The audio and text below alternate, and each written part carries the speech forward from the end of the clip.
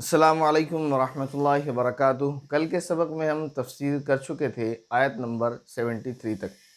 आज हम शुरुआत करेंगे आयत नंबर 74 से। अऊज़ु बिल्लाहि मिनश शैतानिर रजीम, बिस्मिल्लाहिर रहमानिर रहीम। सुम्मा क़सत क़ुलूबुकुम मिन बअदि ज़ालिका फ़हिय कल हिजारति औ अशद्दु क़स्वा। इस सब के बाद तुम्हारे दिल फिर से सख्त हो गए, यहाँ तक कि वो ऐसे हो गए जैसे पत्थर, बल्कि सख्ती में कुछ उनसे भी ज़्यादा। अल्लाह रब्बुल इज़्ज़त यहाँ पिछले 2-3 रुकू से मदीना के यहूदियों को नसीहत कर रहे हैं और उनके आबाओ अजदाद के करतूत सुना सुना कर उनको समझा रहे हैं कि तुम पहले ऐसे थे, तुमने ये नाफरमानी की, फिर तुमको समझाया, तुम्हारे ऊपर अल्लाह का ये फ़ज़ल हुआ, ये नेमतें हुई, तुमने फिर अल्लाह को झुटलाया, फिर तुम्हारे साथ ये सख्ती का मामला पेश आया, फिर तुम्हें माफ़ कर दिया। बहुत सारी चीज़ें बयान कर रहे हैं और अभी तक यहाँ तक मदीना के यहूदियों को ही नसीहत की जा रही है। अल्लाह रब्बुल इज़्ज़त फरमा रहे हैं, पिछले रुकू में जो बताया था कि तुम्हारे ऊपर ये वाक़या पेश आया था कि तुमने अपने ही एक भाई को कत्ल कर दिया था, फिर उसको ज़िंदा करके कातिल का पता बताया गया था, बहुत सारे इनामात तुम पर किए, उसके बावजूद ये हुआ कि फिर तुम्हारे दिल सख्त हो गए और इससे भी ज़्यादा सख्त। यानी तुम्हें ना अल्लाह का खौफ है, ना अल्लाह का डर है, ना ही अल्लाह ताला से मोहब्बत है, कि पत्थरों से ज़्यादा तुम्हारे दिल सख्त हो चुके हैं कि दिल पसीजते ही नहीं तुम्हारे। अल्लाह रब्बुल इज़्ज़त फरमाते हैं पत्थरों से ज़्यादा सख्त हो गए। क्यों? आगे खुद फरमाया, इसलिए व इन्न मिनल हिजारति लमा यतफज्जरु मिनहुल अनहार, क्योंकि पत्थरों में से कुछ ऐसे भी होते हैं जिनसे नहरें फूट बहती हैं। व इन्न मिनहा लमा यशक्ककु फयखरुजु मिनहुल मा, और उन्हीं में से कुछ वो होते हैं जो खुद फट पड़ते हैं और उनसे पानी निकल आता है। व इन्न मिनहा लमा यहबितु मिन खश्यतिल्लाह, और उन्हीं में से वो पत्थर भी हैं जो अल्लाह के खौफ से लुढ़क जाते हैं। वमल्लाहु बिगाफिलिन अम्मा तामलून, और उसके बरखिलाफ़ जो कुछ तुम कर रहे हो अल्लाह उससे बेखबर नहीं है। यानी अल्लाह रब्बुल इज़्ज़त ये फरमा रहे हैं कि तुम्हारे दिल तो पत्थरों से भी ज़्यादा सख्त हो चुके हैं, कि कुछ पत्थर तो ऐसे हैं कि देखने में सख्त होते हैं लेकिन वो इतने नरम होते हैं कि वो फट पड़ते हैं और उनमें से पानी बह पड़ता है। जो तुम खुद देख चुके हो, पीछे तुम्हें दिखाया हज़रत मूसा अलैहिस्सलाम का मौजज़ा कि उन्होंने लाठी को पत्थर पर मारा तो उससे 12 चश्मे, 12 झरने फूट पड़े। और फरमाया कि कुछ ऐसे नहीं होते तो ऐसे होते हैं कि कुछ पत्थर चटक जाते हैं, फट जाते हैं तो उनमें से पानी निकलने लगता है। और कुछ पत्थर ऐसे होते हैं कि उन्हें अल्लाह का ऐसा खौफ होता है कि वह अपनी जगह से लुढ़क कर गिर जाते हैं। लेकिन तुम तो ऐसे हो कि तुम्हें अल्लाह का खौफ नहीं, अल्लाह से शर्म नहीं, अल्लाह से मोहब्बत नहीं, तुम तो पत्थरों से भी ज़्यादा सख्त हो। अब यहाँ एक बात और बतानी है, वो ये कि यहाँ कुछ लोग कुछ ज़माने पहले तक ये सोच सकते थे या कुछ अब भी सोचते होंगे कि पत्थर में खुदा का खौफ, पत्थर में तो एहसास ही नहीं होता। इंसान और जानवर हो उसमें खौफ का मतलब तो समझ में आता है, पत्थर में खुदा का खौफ का क्या मतलब है? तो देखिए कुरान करीम ने कई जगह ये बात वाज़ेह फरमाई है कि जो बेजान चीज़ें होती हैं अल्लाह रब्बुल इज़्ज़त ने उनके अंदर भी शऊर पैदा किया है, उनके अंदर भी एहसास होता है। और रफ्ता रफ्ता साइंस आज इस बात को तस्लीम करने लगी है कि पत्थरों के अंदर भी अल्लाह रब्बुल इज़्ज़त ने कुछ एहसासात रखे हुए हैं। बहुत प्यारी मुझे एक बात याद आ रही, मैंने कभी पढ़ा था, किसी ने लिखा हुआ था, हिंदी में लिखा था, लेकिन बहुत अच्छी बात लिखी थी। उसने लिखा था कि आपकी टेक्निक और आपकी मॉडर्न साइंस 1400 साल पुरानी सुन्नतों पर जाकर ख़त्म हो जाती है। अब यहाँ आपको एक दूसरी बात और बतानी है, वो ये कि ये जो आयत हमने तिलावत की, व इन्न मिनल हिजारति लमा यतफज्जरु मिनहुल अनहार से लेकर वमल्लाहु बिगाफिलिन अम्मा तामलून तक, ये मुजर्रब है, मैंने ख़ुद भी इसको अपनाया है, दूसरों को पढ़ कर ये दिया है। इसका क्या फ़ायदा और तरीक़ा क्या है? पहले फ़ायदा समझ लें। फ़ायदा ये है कि किसी को अगर पथरी हो और उसका इलाज भी चल रहा हो या इलाज न चल रहा हो, तो जब वैसे तो ज़रूरी है कि आप इलाज भी कराएँ, क्योंकि वो सबब है दुनियावी, और दुनियावी सबब का इख्तियार करना ज़रूरी है, और दवा इलाज वगैरह कराना ये सुन्नत है तो कराना चाहिए। तो इलाज के साथ साथ आप इसको करेंगे तो ज़्यादा बेहतर है। वो ये कि अगर किसी को पथरी हो तो ये पानी 41 मरतबा, पहले तो आप बिस्मिल्लाह पढ़ेंगे, सूरह फातिहा पढ़ेंगे 11 मरतबा, हर मरतबा बिस्मिल्लाह पढ़ेंगे। इसके बाद फिर आपको 41 मरतबा ये आयत पढ़ना है, यहाँ से लेकर व इन्न मिनल हिजारा से लेकर अम्मा तामलून तक, ये आपको 41 मरतबा पढ़ना है। फिर इसके बाद बिस्मिल्लाह पढ़कर सूरह फातिहा 11 मरतबा, जैसे पहले पढ़ी थी वैसे आखिर में पढ़ना है। और ये पानी आपको 41 दिन तक पढ़कर दम करते रहना है। यानी पहली मरतबा आपने पढ़ा, पढ़कर पिला दिया, फिर उसी पानी पर दूसरी मरतबा दूसरे दिन पढ़ के दम कर दें, वही पानी पिलाते रहें। तो 41 दिन तक आप ऐसा करेंगे तो इंशाअल्लाह जो तकलीफ़ है, जो दर्द है, उसमें बहुत कमी हो जाएगी और जो साइज़ वग़ैरह है पत्थर का वो कुछ कम हो जाएगा और आप इलाज कराएँगे तो इलाज भी इंशाअल्लाह जल्द और आसानी से हो जाएगा। ये जो है मुजर्रब है, हदीस के अंदर नहीं पढ़ा मैंने। अफ़ततमऊन अन युमिनू लकुम वक़द कान फ़रीक़ुम मिनहुम यसमऊन कलामल्लाहि थुम्मा युहर्रिफ़ूनहु मिन बादि मा अक़लूहु व हुम यअलमून। मुसलमानों, क्या अब भी तुम्हें ये लालच है कि ये लोग तुम्हारे कहने से ईमान ले आएंगे, हालांकि इनमें से एक गिरोह के लोग अल्लाह का कलाम सुनते थे, फिर उसको अच्छी तरह समझने के बाद भी जानते बूझते उसमें तहरीफ कर डालते थे। अल्लाह रब्बुल इज़्ज़त यहाँ मुसलमानों से कह रहे हैं कि मुसलमान जो थे उनके दिल में तमन्ना थी कि ये यहूदी हैं, ये जो है मुशरिक हैं, ये सारे लोग ईमान ले आएँ। तो ऐसे ही यहूदियों के लिए भी तमन्ना थी कि ये ईमान ले आएँ। तो यहाँ अल्लाह रब्बुल इज़्ज़त ने इसको ये कहा, क्या अब भी तुम्हें ये लालच है, यानी ये तमन्ना है। इंसान जब लालच का लफ्ज़ सुनता है तो उसको दुनियावी लालच याद आता है, क्योंकि वो दुनिया का ही लालची है। पहले ज़माने के जो मुसलमान थे, ख़ास तौर पर वो मुसलमान जो अल्लाह के नबी के ज़माने में थे, वो आख़िरत का लालच रखते थे और आख़िरत का लालच कोई बुरी चीज़ नहीं है, आख़िरत का लालच रखना चाहिए। और इसी तरह उन्हें इस बात का भी लालच था कि ये लोग मुसलमान हो जाएँ, ये लोग जन्नत में चले जाएँ, ये लोग जहन्नम से बच जाएँ। तो ये दिल की तमन्ना है, दिल की तमन्ना को ही लालच कहा जाता है। लालच कोई बुरी चीज़ तो नहीं है। जैसे आपने किसी की गाड़ी देखी, अब उसको आपका लालच है उस पर कि गाड़ी मुझे मिल जाए, तो ये तमन्ना है। तो मुसलमानों, क्या तुम्हें अब भी ये तमन्ना है, ये लालच, ये ख्वाहिश है कि ये लोग मुसलमान हो जाएँ? हालाँकि इनका मामला तो ये है कि ये ज़िद्दी हैं। ऐसा नहीं है कि लाइल्म हैं सिर्फ़, कुछ तो इल्म वाले हैं फिर भी ज़िद्दी हैं और कुछ जाहिल हैं फिर भी ज़िद्दी हैं। तो ज़िद का तो कोई इलाज नहीं है और ज़िद्दी हमेशा नुकसान उठाता है, तो अपनी ज़िद की वजह से नुकसान उठाते हैं। आप ये सोचते हो कि ये ईमान ले आएँ, लेकिन इनका मामला ये है कि एक अल्लाह का कलाम सुनते हैं, समझते हैं, जानते-बूझते हैं और फिर भी उसको बदल डालते हैं। ये इशारा उस बात की तरफ भी है कि तौरात जब इनको दी गई थी, ये अल्लाह के नबी के ज़रिए से, मूसा अलैहिस्सलातु वस्सलाम के ज़रिए से, फिर इन्होंने कहा कि हम अल्लाह से सुनेंगे, सारी चीज़ें देख ली, जान ली, बूझ ली, वहाँ से चले आए, ये बात मान ली इन्होंने कि ये अल्लाह की किताब है, उसके बावजूद ये उसको बदल रहे थे और तहरीफ कर रहे थे। और इसी तरह तौरात के अंदर जो पेशीन गोइयाँ हैं, तो या तो ये लोगों से छुपाते रहते हैं, जैसे कि पीछे भी आया, और ये उसको बदलते रहते हैं। तो इन लोगों के बारे में आप ये सोचते हो कि ईमान लाएँगे? ये लोग अपनी ज़िद और हठधर्मी की वजह से ईमान नहीं लाएँगे।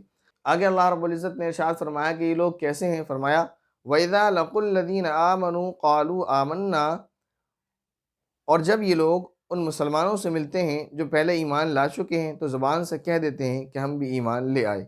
वइज़ा खला बअदुहुम इला बअदिन क़ालू अतुहद्दिसूनहुम बिमा फ़तहल्लाहु अलैकुम लियुहाज्जूकुम बिही इंद रब्बिकुम,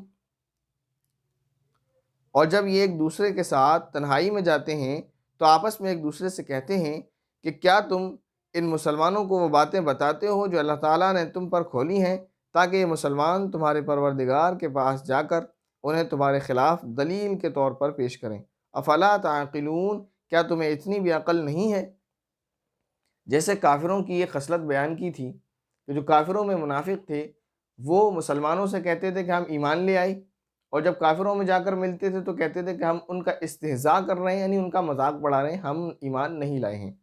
यहाँ यहूदियों में जो मुनाफिक थे, यानी यहूदी थे और अपने आप को मुसलमान ज़ाहिर करते थे, उनकी ये खसलत बयान की जा रही है कि मुसलमानों में आते हैं तो कहते हैं कि हम मुसलमान हैं। लेकिन ये करते थे कि तौरात के अंदर जो नबी पाक सल्लल्लाहु अलैहि वसल्लम के ताल्लुक़ से पेशीन गोई बयान की गई हैं कि आखिरी नबी कैसे होंगे, उनकी खसलतें क्या होंगी, उनकी आदतें क्या होंगी। जैसे कि तौरात के अंदर ये बात भी लिखी हुई है कि आखिरी नबी जो हैं वो हदिया कबूल करेंगे और सदका नहीं खाएंगे। इस तरह और भी पेशीन गोइयाँ तौरात और इंजील के अंदर मौजूद थीं।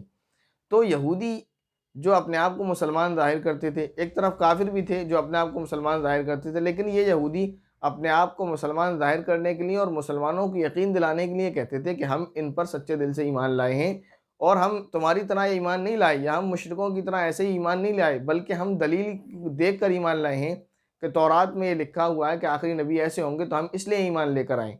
तो तौरात की पेशीन गोइयाँ मुसलमानों को बताया करते थे।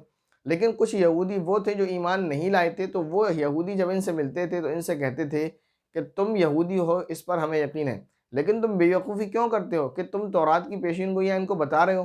अगर तुम इनको बताओगे तो फिर मुसलमान पेशीन गोया जान लेंगे। जब जान लेंगे तो कल क़यामत के दिन मुसलमान हमारे ख़िलाफ़ खड़े होंगे और अल्लाह से कहेंगे कि देखो, अल्लाह रब्बुल इज़्ज़त से कहेंगे कि इनके पास तौरात की ये जो है निशानियाँ मौजूद थी, इसके बाद ही ईमान नहीं लाया। यानी तौरात की निशानियों को ये हमारे ख़िलाफ़ पेश करेंगे और फिर हमें अल्लाह रब्बुल इज़्ज़त को जवाब देने लायक जवाब नहीं रहेगा कि हम ईमान क्यों नहीं लाए। तो ये मलामत करते थे उनको यहूदी यहूदी मुनाफ़िकों, क्या तुमको इतनी भी अकल नहीं है कि तुम उनको जाकर पेशीन गोइयाँ बता देते हो, फिर हमारे खिलाफ ही वो आखिरत में इस्तेमाल करेंगे। तो ऐसे ही अजीब किस्म के लोग थे। अल्लाह रब्बुल इज़्ज़त यहाँ बयान फरमा रहे हैं कि यहाँ इनको ये तो खौफ है कि मुसलमान तौरात की पेशीन गोइयाँ जान लेंगे तो फिर हमें अल्लाह रब्बुल इज़्ज़त के सामने इस बात का जवाब देने के लिए कोई जवाब नहीं रहेगा कि हम मोहम्मद सल्लल्लाहु अलैहि वसल्लम पर ईमान क्यों नहीं लाए। लेकिन इतनी इनकी अकल काम नहीं करती कि जिसने पेशीन गोइयाँ तौरात के अंदर बताई हैं वो खुद क्या इन बातों से गाफिल है? क्या वो खुद नहीं जानता? क्या अल्लाह ताला फिर इनसे नहीं कहेगा? अगर ये मुसलमानों को पेशीन गोइयाँ नहीं बताएंगे तो अल्लाह ताला इनसे नहीं कहेगा कि मैंने तौरात में पेशीन गोइयाँ की थी, तुमने पढ़ी भी थी, फिर ईमान क्यों नहीं लाए? अजीब ही किस्म के लोग थे। आगे अल्लाह रब्बुल इज़्ज़त ने इरशाद फरमाया, अवला यअलमून अन्नल्लाह यअलमु मा युसिर्रून व मा युअलिनून। क्या ये लोग जो ऐसी बातें करते हैं ये नहीं जानते कि अल्लाह को उन सारी बातों का खूब इल्म है जो ये छुपाते हैं और जो ये ज़ाहिर करते हैं। यानी ये जो बात कह रहे हैं कि मुसलमानों को पेशीन गोई ना बताओ, इसलिए कि मुसलमान अल्लाह के सामने हमारे खिलाफ इस्तेमाल करेंगे। तो तुम छुपा भी लो तो क्या अल्लाह को इस बात का इल्म नहीं है? वमिनहुम उम्मियून ला यअलमूनल किताब इल्ला अमानिय व इनहुम इल्ला यज़ुन्नून। और इनमें से कुछ लोग अनपढ़ हैं जो किताब यानी तौरात का इल्म तो रखते नहीं, अलबत्ता कुछ आरजुएं पकाए बैठे हैं और उनका काम बस ये है कि वहम व गुमान बांधे रहते हैं। यहाँ अल्लाह रब्बुल इज़्ज़त बयान कर रहे हैं यहूदियों में जाहिल लोगों की सिफत, उनके बारे में कि उन्हें तौरात का इल्म तो कुछ है नहीं। जो उनके उलमा ने, यहूदियों के उलमा ने जो उनसे कह दिया है वही माने हुए बैठे। यानी उनसे वो कह दिया है कि यहूदी लाडली कौम है, ये जन्नत में जाएगी चाहे कुछ कर ले। तो इसी पर जाहिल हैं। तौरात का इल्म बिल्कुल नहीं है, तौरात से कोई वाकिफ़ियत नहीं है, तौरात को पढ़ते नहीं, तौरात को जानते नहीं। जो उनके आलिमों ने कह दिया बस उसको मान लिया और उनके ऐसे अंधभक्त बने हुए हैं कि अब ये ज़रा भी गौर व फ़िक्र नहीं करते। उनके उलमा ने कह दिया कि तुम कुछ भी करे जाओ, बस हमसे जुड़े रहो तो तुम जन्नत में चले जाओगे। जैसे आज कुछ लोग हैं जो नामो निहाद आलिम हैं, बिल्कुल जिनका दीन से कोई वास्ता नहीं है, उलमा का सा जुब्बा और चोगा इख्तियार करके आलिम बने बैठे हैं।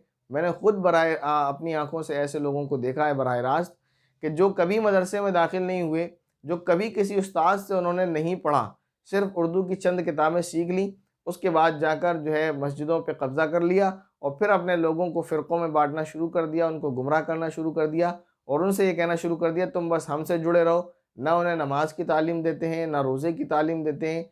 उनका माशरा कैसा है, वो जैसी ज़िंदगी जानवरों ऐसी गुज़ार रहे हैं, उनको वो नहीं समझाते। उनको इतना समझा दिया तुम हमसे जुड़े रहो, अब तुम पक्के आशिक़ रसूल हो और तुम जन्नती हो। बाकी तुम जो चाहो वो करे जाओ, किसी का दिल दुखाओ, नमाज मत पढ़ो, चोरी करो, डाका डालो, रोज़ाना गालियाँ बको, कुछ भी करते रहो, तो तुम पर कोई फ़र्क नहीं पड़ने वाला, तुम जन्नत में जाओगे। ऐसे ही यहाँ इन लोगों ने समझा रखा था, ऐसे ही आज यहाँ भी ये लोग हैं। तो वो जो जाहिल हैं वो अपने दिमाग में वहम व गुमान पकाए रहते हैं, भाई हम तो जन्नती हैं, हमारे आलिम साहब ने कह दिया, अब हम इनके साथ जुड़े रहेंगे और हम जन्नत में चले जाएँगे। बाकी इस बात से कोई लेना देना नहीं कि तौरात क्या कहती है, तौरात के अहकाम क्या हैं। जैसे आज के कुछ मुसलमान हैं कि उन्हें इस बात से कोई वास्ता नहीं कि कुरान के अहकाम क्या हैं और हदीस के अहकाम क्या हैं। कुरान और हदीस हमें दुनियावी और दीनी ज़िंदगी में गुज़ारने का क्या तरीक़ा है, क्या तालीमात हमें मिलती हैं, इससे उनका कोई लेना देना नहीं है। बस मौलवी साहब के साथ जुड़े रहो और फिर जन्नत आपकी है, बाकी सारे जहन्नमी। एक तो ये कि खुद को जन्नती समझते हैं, जैसे यहूदी समझते थे कि हम जन्नती हैं। इसके साथ-साथ वो यहूदी ये समझते थे कि सिर्फ़ हम जन्नती हैं, हमारे अलावा सारे जहन्नमी हैं। तो ऐसे ही कुछ लोग ऐसे हैं जिन्होंने उम्मत को ऐसे फ़िरक़ों में तक़सीम कर रखा है कि उनकी जो जाहिल उनके अवाम हैं, जो उनके पैरोकार हैं, वो ये समझते हैं कि सिर्फ़ हम ही जन्नती हैं, हमारे अलावा जितने लोग हैं वो सारे जहन्नमी हैं। और देखा जाए तो बेचारे अगर गौर करें तो वो अगर अपनी ज़िंदगी को देखें तो उनके उलमा ने उनको कैसे धोखे में रख रखा है। अल्लाह रब्बुल इज़्ज़त हम सभी मुसलमानों को हिदायत के रास्ते पर चलने की तौफ़ीक़ अता फ़रमाए और जन्नत के रास्ते पर चलने की तौफ़ीक़ अता फ़रमाए। आगे अल्लाह रब्बुल इज़्ज़त ने इरशाद फ़रमाया, फ़वैलुल लिल्लज़ीना यक्तुबूनल किताब बिअयदीहिम सुम्मा यक़ूलून हाज़ा मिन इंदिल्लाहि लियश्तरू बिही समनन क़लीला। लिहाजा तबाही है उन लोगों की जो अपने हाथों से किताब लिखते हैं, फिर लोगों से कहते हैं कि यह अल्लाह की तरफ से है, ताकि उसके ज़रिए से थोड़ी सी आमदनी कमा लें। फ़वैलुल लहुम मिम्मा कतबत अयदीहिम ववैलुल लहुम मिम्मा यक्सिबून, बस तबाही है उन लोगों पर उस तहरीर की वजह से भी जो उनके हाथों ने लिखी, और तबाही है उन पर उस आमदनी की वजह से भी जो वो कमाते हैं। यानी यहूदी क्या किया करते थे कि तौरात के अहकाम को पैसों के लिए तब्दील कर दिया करते थे। जैसे मैंने पहले भी बताया कि गरीब अगर चोरी करे तो उसकी सज़ा वही है जो तौरात के अंदर लिखी है, लेकिन अगर मालदार चोरी करे और कुछ पैसा इनको दे दे तो अपने पास से एक मसला लिखा कि मसला ये है और ये तौरात में लिखा हुआ है, पैसे लिए और मसला तब्दील कर दिया। वो तकरीबन यहूदियों में जो था एक बुराई कि अल्लाह रब्बुल इज़्ज़त फरमाने के इनके अंदर ये बुराई थी कि चंद पैसे के लिए मसाइल को तब्दील कर दिया करते थे। और आज अगर देखें तो जिन लोगों ने उम्मत को फ़िरक़ों में तक़सीम किया है वो भी आज यही काम कर रहे हैं कि अपने पास से नए-नए मसले घड़ते हैं और गलत-गलत मसले उम्मत को बताते हैं, सिर्फ़ इसलिए कि वो उनसे जुड़े रहें और उनकी दाल रोटी और जो है खाना-पीना उनका पेट चलता रहे। कुरान करीम के अहकाम के ख़िलाफ़ मसाइल बयान करते हैं और अहादीस में जो मसाइल नहीं लिखे हुए हैं वो उल्टी-सीधी, जैसा कि मैं आपको वीडियोज़ में बताता रहता हूँ कि लोग यूट्यूब पर भी चंद पैसे कमाने के लिए अपनी पास से उल्टी-सीधी बातें बयान करते हैं और ये कहते हैं कि ये हदीस है। तो अल्लाह रब्बुल इज़्ज़त फरमा रहे हैं कि उन लोगों पर तबाही है, उन लोगों की बर्बादी है उनकी इस हरकत की वजह से कि उन्होंने गलत तहरीर लिखी और उसको किताब की तरफ मंसूब किया, यानी तौरात की तरफ, और आज के ज़माने में अगर कोई ऐसा करता है कुरान या हदीस की तरफ, और उस वजह से उनके ऊपर तबाही है जो उन्होंने पैसा वो कमाया है इस बुरे ज़रिए से। आगे अल्लाह रब्बुल इज़्ज़त ने इरशाद फरमाया, वक़ालू लन तमस्सना अन्नारु इल्ला अय्यामम मअदूदा, और यहूदियों ने कहा कि हमें गिनती के चंद दिनों के अलावा आग हरगिज़ नहीं छुएगी। यहूदियों का अक़ीदा है कि पहले तो हम जहन्नम में जाएंगे ही नहीं। दूसरी बात वो ये कहते हैं अगर हम जहन्नम में गए भी तो चंद दिन के लिए जाएंगे फिर वापस आ जाएंगे, कौन सा हमें हमेशा जहन्नम में रहना, हम तो जन्नत में रहने वाले हैं। तो अल्लाह रब्बुल इज़्ज़त फरमाते हैं कि इनसे कहिए, इनसे पूछिए, कुल अत्तख़ज़्तुम इंदल्लाहि अहदन फ़लन युख़्लिफ़ल्लाहु अहदा, आप उनसे कहिए कि क्या तुमने अल्लाह ताला की तरफ से कोई अहद ले रखा है जिसकी बिना पर वो अपने अहद की खिलाफ वर्जी नहीं कर सकता। यानी क्या तुमने अल्लाह से कोई वादा ले रखा है कि वो अल्लाह ताला ने तुमसे ये कह दिया हो कि मैं यहूदियों को जहन्नम में कुछ दिन के लिए डालूंगा, तो फिर अल्लाह ने कह दिया, फिर तो मजबूरी है कि अल्लाह ने कह दिया तो अल्लाह ताला अपने वादे का खिलाफ करता नहीं। जो अल्लाह ने कहा है वो अल्लाह ताला पूरा करेगा, फिर तो हमारी मजबूरी है, जो तुम कह रहे हो हमें मानना पड़ेगा। तो क्या अल्लाह से कोई ऐसा अहद ले रखा है? हरगिज़ नहीं ले रखा। यकीनी बात है कि तुमने अल्लाह से अहद नहीं ले रखा। या फिर ये बात है, दूसरी बात अल्लाह ने बयान फरमाई, अम तक़ूलूना अलल्लाहि मा ला तअलमून, या तुम अल्लाह के ज़िम्मे वो बात लगा रहे हो जिसका तुम्हें कुछ पता नहीं। यानी तुम अपने पास से गढ़ रहे हो, तुम्हें खुद भी इल्म नहीं है और अल्लाह की तरफ वो बात मंसूब कर रहे हो जो अल्लाह रब्बुल इज़्ज़त ने नहीं फरमाई है। तो बात यही है, पहली वाली बात नहीं है, अल्लाह ने तुम्हें कोई अहद नहीं दे रखा कि तुमको जहन्नम में कुछ दिन डालेगा, बल्कि सही बात यह है कि तुम अल्लाह ताला की तरफ वो बात घड़ रहे हो जो अल्लाह ताला ने नहीं कही है। आगे अल्लाह रब्बुल इज़्ज़त फिर इनके इस अक़ीदे का, जो ये कहते हैं कि हम चंद दिन के लिए जहन्नम में जाएंगे या नहीं जाएंगे, उसका जवाब दे रहे हैं। फरमाया, बला मन कसब सय्यअतन व अहातत बिही खतीअतुहु फउलाइका अस्हाबुन नार, आग तुम्हें क्यों नहीं छुएगी, जो लोग भी बदी कमाते हैं और उनकी बदी उन्हें घेर लेती है तो ऐसे लोग ही दोज़ख के बासी हैं। हुम फ़ीहा खालिदून, वो उसमें हमेशा रहेंगे। वल्लदीन आमनू व आमिलुस्सालिहाति उलाइका अस्हाबुल जन्नह, और जो लोग ईमान लाते हैं और नेक अमल करते हैं तो वो जन्नत के बासी हैं। हुम फ़ीहा खालिदून, वो उसमें हमेशा रहेंगे। या अल्लाह रब्बुल इज़्ज़त फरमाने क्यों ऐसा नहीं होगा भाई, तुम्हें आग क्यों नहीं छुएगी, बल्कि मामला और कानून तो ये है अल्लाह रब्बुल इज़्ज़त का कि जो गुनाह करेगा, जो बदी करेगा, जो बुराई करेगा, तो फिर उसकी, जब इंसान बुराई करता रहता है तो उसकी बुराई उसको घेरे में ले लेती है। पहले तो बंदा खुद बुराई करता है, फिर वो बुराइयाँ इतनी ज़्यादा उसकी हो जाती है कि उन बुराइयों के घेरे में आ जाता है। फरमाया कि उसकी बदी उसको घेरे में ले लेती है, फिर वो जहन्नम का वासी हो जाता है। मतलब ये है कि जब इंसान गुनाह करता है, पहले छोटा गुनाह करता है, फिर बड़ा गुनाह करता है, फिर कोई और गुनाह करता है, फिर ऐसे गुनाह करता है जिन गुनाहों की नहूसत की वजह से वो कुफ्र और शिर्क के गुनाह तक पहुँच जाता है। जब वो कुफ्र और शिर्क के गुनाह तक पहुँच जाता है तो उसकी बुराई उसको घेरे में ले लेती है। अब अगर ये कोई नेक अमल भी दुनिया में करेगा तो इसके नेक अमल का सिला इसको दुनिया में ही मिल जाएगा, क्योंकि काफिर और मुशरिक, इसकी जो नेकियां हैं इनका बदला इनको आखिरत के लिए कुछ भी नहीं मिलता। क्योंकि कुफ्र और शिर्क ऐसा गुनाह है कि जिसकी वजह से इंसान के सारे अमल बर्बाद हो जाते हैं। तो ये ऐसे गुनाह करते करते कुफ्र और शिर्क तक पहुँच जाते हैं जिसकी वजह से इनकी नेकियाँ बर्बाद हो जाती हैं, या इनकी नेकियों का सिला इनको दुनिया में ही मिल जाता है, आखिरत में इनको कुछ भी नहीं मिलेगा।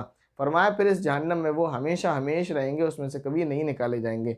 यहूदी कहते थे कि हम चंद दिन के बाद बाहर आ जाएंगे, अल्लाह ताला फरमाया नहीं, हमेशा हमेशा। जो लोग कुफ्र और शिरक करते हैं तो वो फिर हमेशा हमेशा के लिए जहन्नम में रहेंगे। और आगे फरमाया वो लोग जो ईमान लाए और जो नेक अमल करते रहते हैं तो वो लोग जन्नत के वासी हैं, यानी जन्नत में रहने वाले लोग हैं। और जन्नत में रहने वाले लोग वो हैं जो हमेशा हमेशा इस दुनिया में रहेंगे, इस जन्नत में हमेशा हमेशा रहेंगे। आज के सबक में आयत नंबर 82 यानी 82 तक तर्जुमा और मुख्तसर तफसीर हो चुकी है। अगले सबक में हम इंशाअल्लाह आयत नंबर 83 से शुरू करेंगे। अस्सलामु अलैकुम वरहमतुल्लाहि वबरकातुहू।